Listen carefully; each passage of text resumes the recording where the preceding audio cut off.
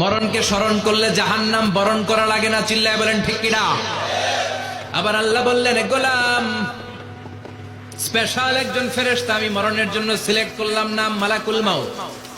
তাকে আমরা আজরাইল বলে চিনি। এই মালাকুল মাউত তার বাহিনী নিয়ে নির্ধারিত টাইমে গোটা বিশ্বের সব মানুষের রূহ কবজ করে। অন টাইম নাকি দেরি করে? মালাকুল মাউত আগেও আসে না, পরেও আসে না। সুবহানাল্লাহ পড়েন। সাইয়েদনা সুলাইমান আলাইহিস সালামের জামানাতে ওনার এক ওয়াজির ছিল, মন্ত্রী। ওই মন্ত্রীকে নিয়ে উনি বৈঠক করতেন। ওনার সময় উনি মালাকুল মাউতের সাথে বৈঠক করতেন। শুনতেছেন? আপনাদের মনোযোগ আছে তো? উনি বৈঠকে বসেছেন, মালাকুল মাউত বসা, ওয়াজিরও বসা। হঠাৎ মালাকুল মাউত ওয়াজিরের দিকে বড় বড় চোখ করে তাকাচ্ছেন। বড় বড় চোখ করে তাকানোতে ওয়াজির ভয় পেয়েছে।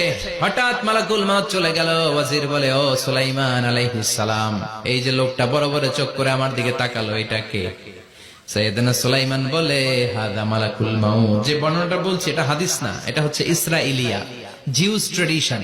কোরআন হাদিসের সাথে কোনো দ্বন্দ্ব নাই, তাই বর্ণনা করা যাবে। বিষ্ণু বলেছেন, বাল্লিগু আন্নি ওয়ালাউ আয়া। আবার বলেছেন, ওয়া হাদিসু আন বনি ইসরাঈল ওয়ালা হারাজ। বনি ইসরাইলের ট্র্যাডিশন বর্ণনা করো, জিউস ট্র্যাডিশন বর্ণনা করো, এতে কোনো সমস্যা নাই। ওয়াজির বলে, ও সাইয়েদনা সুলাইমান, বড় বড় চোখ করে যে তাকালো লোকটাকে? সাইয়েদনা সুলাইমান বলে, হ্যাঁ, দা মালাকুল মাউত, এটা মৃত্যুর ফেরেশতা। ওয়াজিরের কলিজায় পানি নেই। এটা কি ফেরেশতা? শুনে তো পিলে চমকে গিয়েছে। কয় কি? মালাকুল মাউত তো আমার চিনে ফেলাইছে, বাড়ি চিনে ফেলছে, আমার খবর আছে। সাইয়েদনা সুলাইমান আলাইহিস সালাম জিনদেরকে দিয়ে কাজ করাতেন, মেঘমালাকে দিয়ে কাজ করাতেন, বিশাল সিংহাসন নিয়ে পৃথিবীর প্রাচ্য থেকে পাশ্চাত্যে ঘুরে বেড়াতেন। সাইয়েদনা সুলাইমানকে ওয়াজির বলে, ও সুলাইমান, মেঘমালাকে আদেশ করে দেন, আমি আর এই ফিলিস্তিনের ভূখণ্ডে থাকতে চাই না। আকাশের মেঘমালার উপরে আমারে বসিয়ে দেন, আর বলে দেন আমারে নিয়ে যেন আকাশের মেঘমালা হিন্দুস্তানের ওই দূর পর্বতে রেখে আসে। আকসা আল হিন্দ, হিন্দের সবচেয়ে দূরবর্তী জায়গায় যেন আমারে রেখে আসে। সাইয়েদনা সুলাইমান বললেন, আকাশের মেঘ, যাও আমার ওয়াজিরকে নিয়ে হিন্দুস্তানের একটা উপদ্বীপে রেখে আসো। রেখে আসা হলো। কিছুক্ষণ পর মালাকুল মাউত সাইয়েদনা সুলাইমানের কাছে হাজির।